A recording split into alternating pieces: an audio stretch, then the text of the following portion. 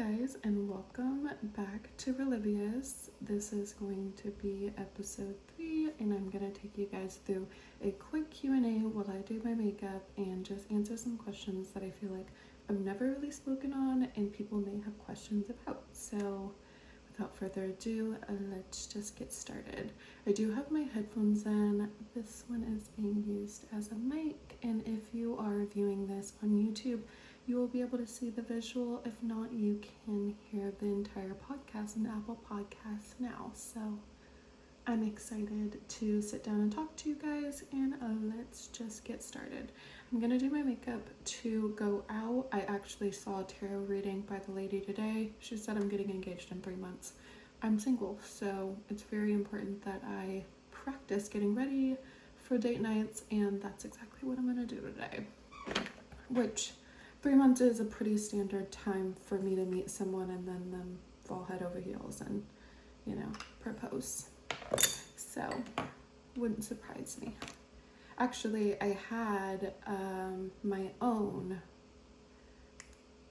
thought and feeling earlier this year that I was going to be getting engaged this year. So, also wouldn't surprise me. I thought that last year, and then of course I did end up getting engaged last February. So I think that my intuition's never wrong, and sometimes the tarot lady is right. So I'm gonna just practice anyways and also answer some questions that I feel like people have had for me over the years, but I'm really someone who likes to keep my personal life private, so I don't share very much very often, or at least I try not to. And to prep my skin, I did use the Clarins Double Serum, and I also put it on my chest, and it's the prettiest glow. Thank you so much, Clarins, for the Double Serum. It is gorgeous. I heard they're also coming out with a new Double Serum that also includes the foundation, and I'm literally shook. That's the best idea ever. I feel like skincare and foundation in one, or like in any product, is just a win. Like, how could you go wrong with that at all? So hopefully they will give me the opportunity to try that when it comes out, but keep an eye out for that, you guys. And I'm not going to talk through all the products that I'm using, but I'll just kind of quickly show them on camera if you're watching this on YouTube, so that if you are someone who likes something that I'm using, you will be able to pick it up as well. So I actually was born and raised in Texas, and I've spent my whole life in Texas, and almost my whole entire family lives here. I do have some family that lives in California and some family that lives in Utah as well, and for the most part my immediate family is here where I am. I am one of 7 siblings, and my mom was married a few times, which is probably where I get the idea that I'll also end up being married a few times as well. But while we're on the topic, I know a lot of people asked whether or not I was still in my relationship, and when I told them that I was actually married from my relationship, trying to get separated, it was a shock because I ended up getting eloped in order to get married, and so with that, I really didn't share too much information about it. We just woke up one day, it was on a Sunday, and we went to the elopement chapel, and it was so adorable, and ended up getting married. So to make the long story short, yes, I was married, and as of right now, it has been annulled. Thank God. It's been a really hard road with getting the annulment, mostly because I feel like he just didn't want it, and also I wasn't doing it right. Like, it's not something that is super easy to do. It's just like a divorce, except with less division of pretty much anything, and it was a process. I did finally convince my ex's attorney to speak to him and let him know, like, if I do go and sit in front of the judge for the annulment, we've been married for over 3 years, and the judge may require for me to have to go through the divorce process, which I relayed would cause me to ask for half of the house that was purchased while we were married, which was purchased for $1 million about, and also sold for that amount. So it was like, I don't want it, but if you don't sign the papers for the annulment before I sit down with that judge, he might make me, and that's not really what I want, and I'm sure for him was also not what he wanted. I mean, I didn't have very much to do with the purchase of the house. I was informed of it when it happened, but at that time, things were really kind of hard for me and were next to impossible for me to just understand, comprehend, or like feel well about anything besides what I was dealing with in the current situation, which was an autoimmune disorder, which put me in the hospital. And is also the reason that my 8-year relationship and my marriage ended. And I know that sounds really weird, like, oh, you got sick and then your marriage just ended. That wasn't the case at all. I got sick and then he left Texas, pretty much disappeared for 2 whole years, and then whenever I was healthy again, decided he wanted to come back. And at that point, I was not going to do that. Obviously, for obvious reasons, no person should take someone back whenever they get really sick and, you know, are assumed to be close to fatal, and they just end up leaving them and kind of searching for greener pastures. I feel like I made the right decision on that, even though it felt like I was being hit by a bus every single day, pretty much ever since it happened. Even still, like, I have these flashbacks of a relationship that I kind of feel like was fake now, and I don't really get a choice in that. I think that that's the hardest part, is no closure, and you just most certainly don't get a choice. And that's exactly how it happened for us. I don't regret it at all. I feel like relationships are beneficial, whether they end well or they don't, but it was just really hard at the time. And yeah, so that's the reason that I wanted to get an annulment, and that hopefully answers some of y'all's questions about whether or not I'm still in the relationship that I was in. I am not, thank goodness. And I say thank goodness because there were a lot of things about the relationship that I didn't really register. But yeah, so our relationship pretty much ended there. There was a lot of things that happened in between, and part of the reason that, like, I had to move, that I had to get a protective order, try to anyways, and things like that involving him, and it just wasn't an easy situation. I think if I could go back in time, I wouldn't do it again, but I would just do it smarter and definitely cut ties a lot sooner so that I wouldn't be so codependent when it happened. Which, I mean, you're with someone for that long, obviously you're gonna grow some codependence, but I feel like for me, there was a lot of signs and I didn't pay attention to them. A lot of red flags. But moving on, a lot of people had questions of whether or not I am a mother, and I'm not. I'm a dog mom, and I actually adopted my little brother when my mom got really sick, and sadly, she just passed this February, which has been really hard in itself, but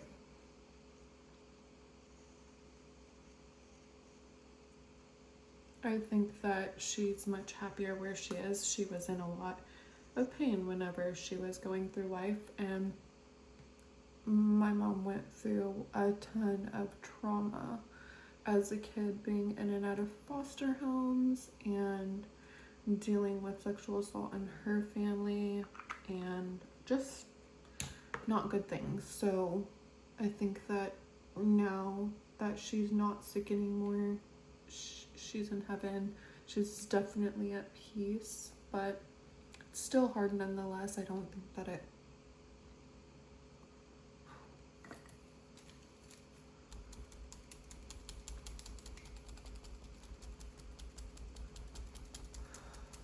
ever gets easier. I think that you just get stronger and you get happier and you know, learn how to cope better. And that's kind of where I'm at with my mom's passing this year.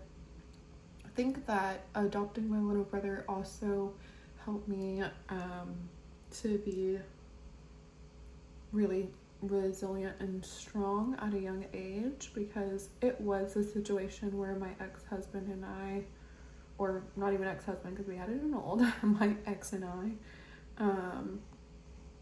adopted him together, and I had this, you know, idea of a family and a life for us together, which obviously didn't come to be, which is totally fine. I feel like my family dynamic wasn't his responsibility, and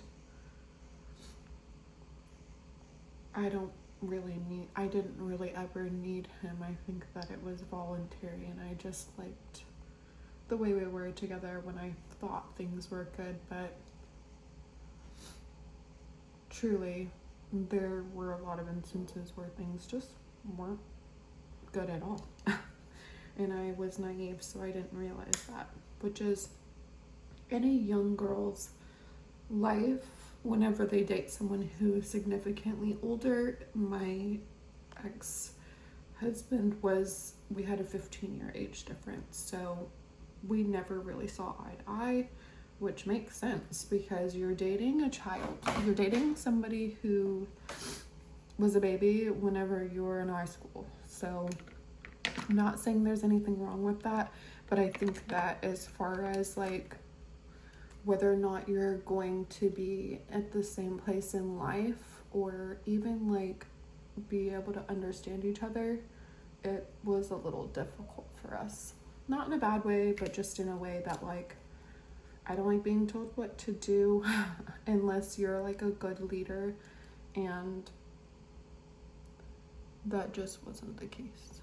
He was angry, he was an alcoholic, and that's not my fault. I was attracted to that because that was my family dynamic growing up. Was my mom was an alcoholic as well, and it was due to trauma she had experienced, so like I obviously had forgiven her for that. But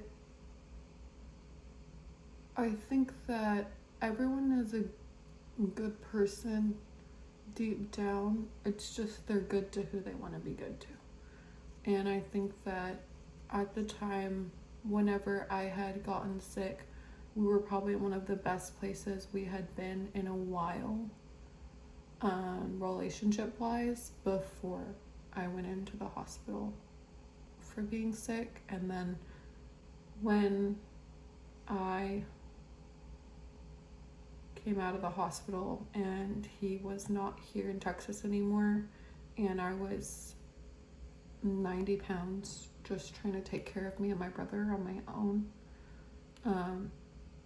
I think it really just opened my eyes to like the fact that I may never get better fully, and I need somebody who would be able to handle that outcome no matter when, where, or how that happens to be. Which I don't blame him, but I do think that there would have been better ways to go about it, and taking some responsibility probably would have been the best way to get me back, but instead he kind of lashed out angrily, so that did not happen. There was no getting back for us. After he had left, it was kind of just like, I thought we would be together eventually, and then realized after a certain number of months that that just wasn't going to be the plan anymore. We were going to be having a different plan that just did not involve him anymore, which is totally fine. I think that I do think it's fine. I think that it taught me a good lesson in relying on men to be there for you, and also just relying on the person that you're married to, which obviously I could not, which is fine. I don't think that it's in my nature to force anyone to be in my life, and I think that's made me one of the strongest people I know. Truly. I'm not somebody who's gonna stay with someone to keep my family together, and I feel like that's really important too. But yeah, all in all, I feel like it made me more resilient, just more self-sufficient, and just someone who is still a hopeless romantic, but just with a little more boundaries, which is really important. Some people have asked me, even though I don't have any children yet, if I do want to have children, and I do. I have joked about this forever, but I want a mini basketball team, whether it's girls and boys, or just boys, or, you know, whatever God provides, that's what I want. But I do not understand sports entirely. I don't really even know players. My family are big fans of Dallas teams, and it would be great to contribute to the family by providing a little D1 athlete of a child that my family can watch on one of their favorite teams and just be like, wow, she really did it. So while that doesn't sway who I decide to date at all, because I myself am like 5'6" and 3/4. I tell people I'm 5'7", but I don't know entirely what my real height is. I have never checked. I honestly don't want to know. If I think I'm 5'7", I want to be 5'7". Let me be 5'7". With heels, I'm like 5'9". I mean, depending on the heel. So let me be a 5'7" if I want to be 5'7". I haven't been showing the products that I'm using, but this is a banana powder that I just put into a Laura Mercier travel size so I can take it around, because I ran out of my Laura Mercier. And while I absolutely love and adore it, it's expensive, and having adopted a teenager, all my money goes into bills, it goes into the house, it goes into taking care of the kid, and he is about to start school again. So priorities are very on point right now, with not spending an excess on makeup. Now, one of my recent engagements from last year, let me actually break you guys down on this. We split up because he found out that I was still married to my ex, who I just got the annulment from. That's why we split up. And it was a shock to the both of us at the same time, but it was the way that he handled it that made me really just nip our relationship in the bud right there. Because what happened was, I filed the annulment, I filled in all the paperwork, I talked to the court, they said that it had been completed, that I got confirmation from them. I didn't get any documentation, just like a verbal confirmation, and also the document that needed to be delivered, supposedly. With that being the case, I think that I didn't serve it right, or he needed to sign something on his end after that. I'm not entirely sure. No one has ever clarified for me what happened there, but it did end up going through.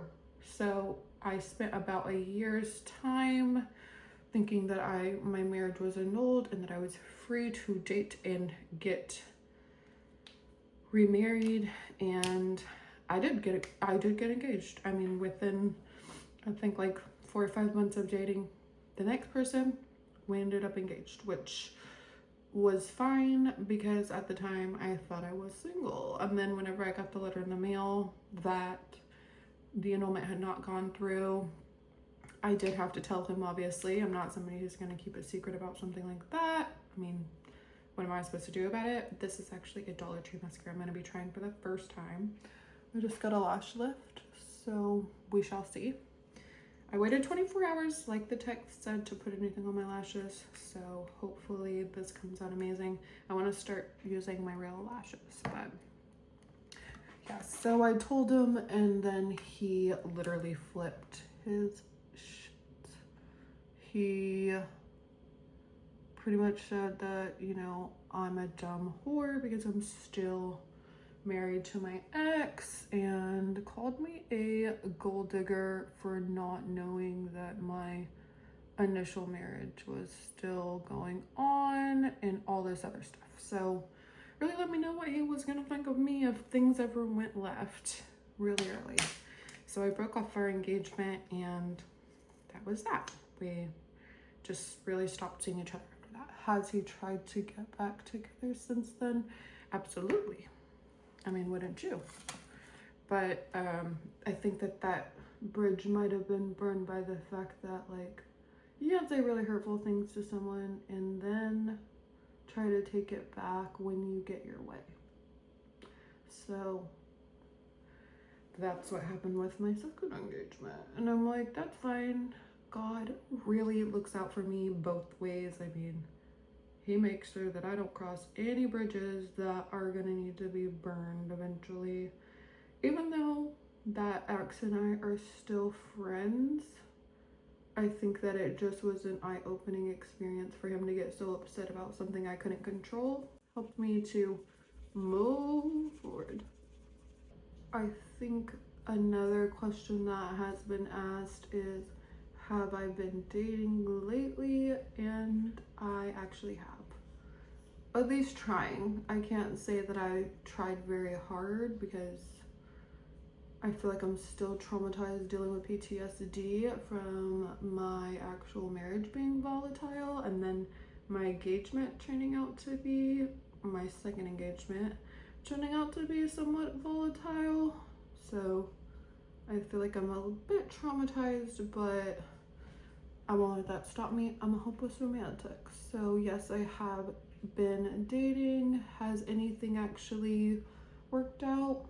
No, it hasn't. I have given people a chance to date, and I feel as if I just am at a different committal level than a lot of people, which is fine.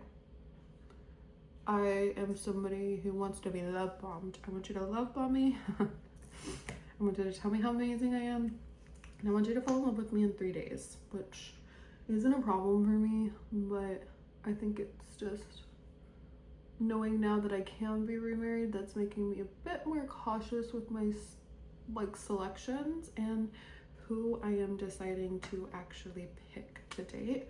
So I mean, I have had, you know, a few dates since the last engagement, and they went great. I mean, the guys were great, so sweet, so handsome, so nice, you know, bought me flowers, everything. But I think that to date an Aries, you really have to be somebody who like babies them, and I'm a grown woman, so it's a bit hard for people to see the vision there. But I'm not giving up. I feel like I've really kept my feelers open, and I think my tarot lady was right. I mean, I'm pretty sure I will be getting engaged very soon. Will it be before Christmas time? Lord only knows, but keeping hope alive. Not gonna say it's not, because maybe.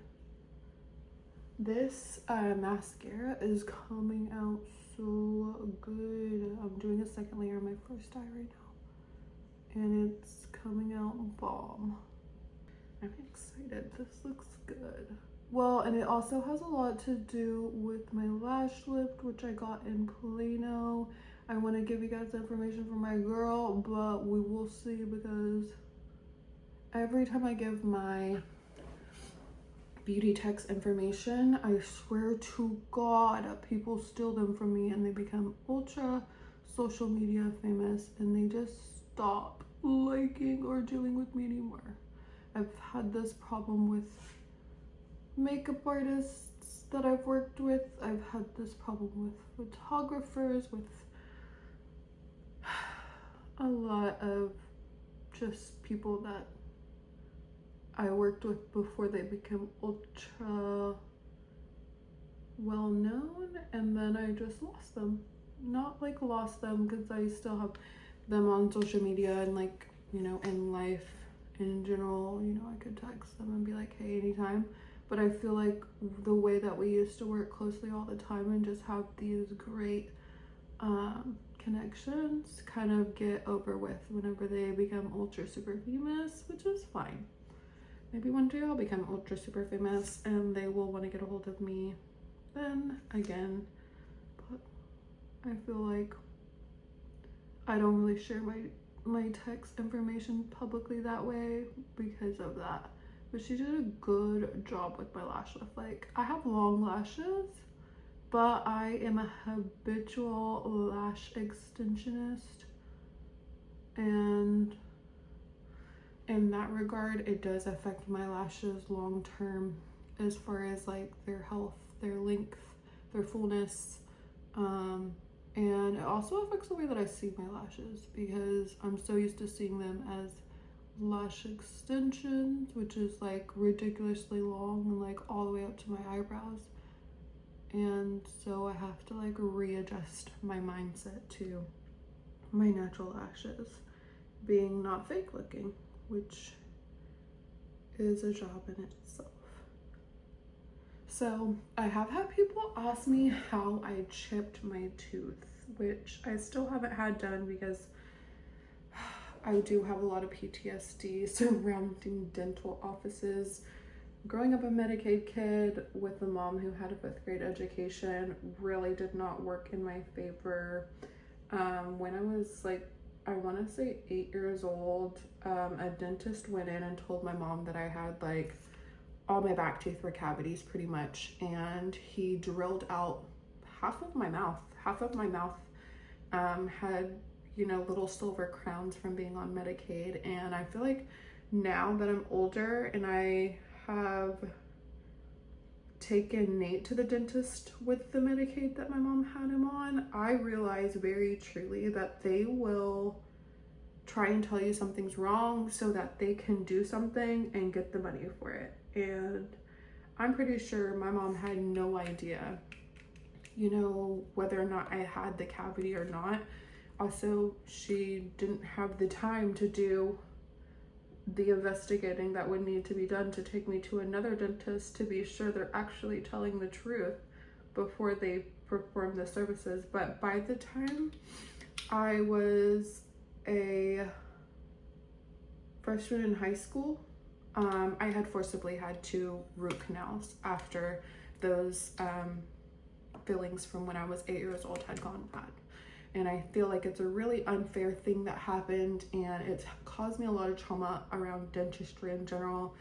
But it does not help that whenever I went to go and get the tooth extracted from it chipping, the dentist laid me back in the chair like to an like impossible place, leaning back. And I mean, as you guys know, I've had a lot of dental work because I've had to repair and replace all of the dental work that was done when I was a kid, and am still continuing that process because of everything that they performed after telling my mom I needed it. And I probably didn't. I want to be completely honest. I probably didn't need it. But when I went in to have the extraction from the tooth that just recently cracked, the doctor laid me back like ridiculously far back. So the dentist laid me really far back, and he actually pressed his private area to my shoulder the whole time that he was doing the extraction. And I feel like it obviously made me uncomfortable, so I started to record myself in the chair getting my extraction to try and show like how close he was to me, because I was under a lot of anesthesia and I was just wondering whether or not this was really happening, because I've had a lot of dental work and I've never felt so inappropriate in my life.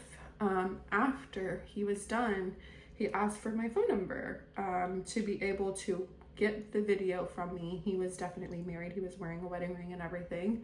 And I just remember looking around and all of the nursing assistants or dental assistants that were like in their room or like even in the building were kind of looking around and like making these faces like, oh my God, like what's going on? And at that time, my whole entire face was numb. So I didn't address it then. That happened on a Thursday. I was in so much pain for like the next 5 days that I could barely even open my mouth or chew. I had just had one of my canines extracted. But by the Monday when I went up there to talk to them about it, the consensus was if you didn't tell us that day, it didn't happen. And I just am traumatized by that. I feel like I've already had a lot of really bad experiences at dentists, and for this to be like how I was treated when I tried to relay that is just scary. So I haven't had my implant placed. I have found the dental office where I believe I'm going to have it done. I need to go in and make sure that the dentist that is going to be doing the work on my mouth is going to be a woman.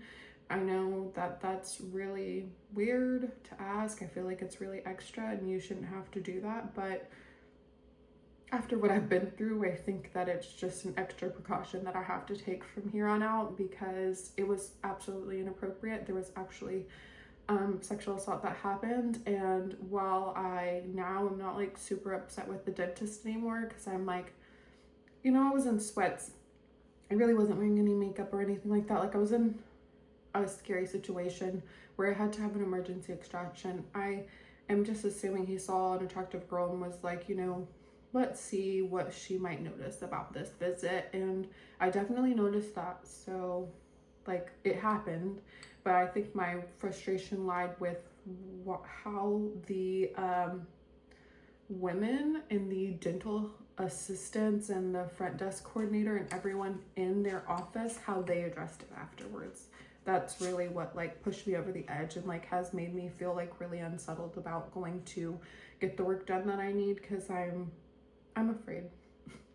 I know that's really childish, almost like, oh, like dentists have to lean up against you to do your extraction, but that's not what happened. And I think that it would be a lie for anyone to try and tell me that, because I was there and I felt it. And I have never, you should not know your dentist's size after your visit, and it's just something as a woman you have to deal with, and it's sad. It sucks, especially after everything I've been through. Like I shouldn't have to deal with that, but here we are. I just wanted to come on and thank Black Girl Vitamins for sending me these vitamins. They are so incredibly delicious. They sent it to me a few weeks ago, and you can see like this bottle is almost done because they're so good. I do not hesitate to take my 2 a day, and they're in the shape of hearts, which is so cute. I don't know if you can see that, but they're like in the shape of hearts and they're so yummy. I haven't taken 2 today, but they are Pico's Relief. They contain inositol and B12, raspberry tropical flavored. It comes with 60 in the bottle, and they are so delicious. If you are somebody who deals with a lot of period pain, definitely get these. I have the worst menstrual pain anyone has ever had in their whole entire life every single time I have my cycle. But eating these has actually helped me as far as my bloating, my irritability, and just everything that goes with having painful periods. So thank you so much, Black Girl Vitamins. These are so delicious. I cannot say enough good things about them.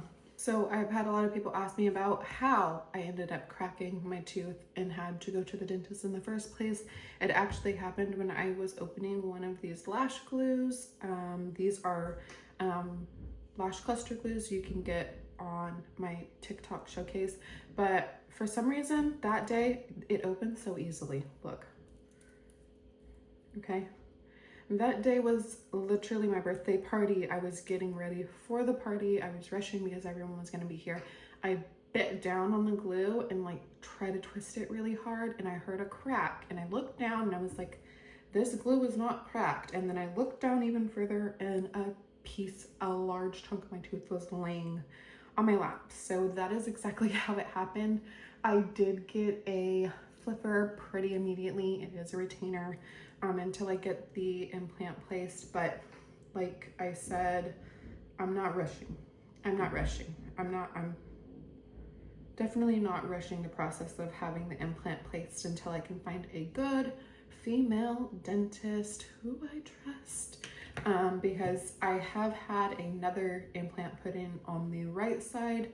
Like I said, I had a lot of dental work since I was a kid, so I have had another implant placed on this side. A woman did it for me. She did an incredible job. I've had no issues with it since it was done. She gave me all of the things to do to take care of it throughout the process afterwards, and I am looking for someone just like that. She doesn't work at the office that I went to have this one done anymore, but I'm not gonna search her down. I'm gonna just find another office that has a female dentist that I trust and feel like I could be comfortable with. But I think that is most of the questions for my Q&A for this episode, and my makeup is now done and she looks flawless. My lashes look incredible. So if you get a chance to go pick up this mascara or even get a lash lift, I do highly suggest it.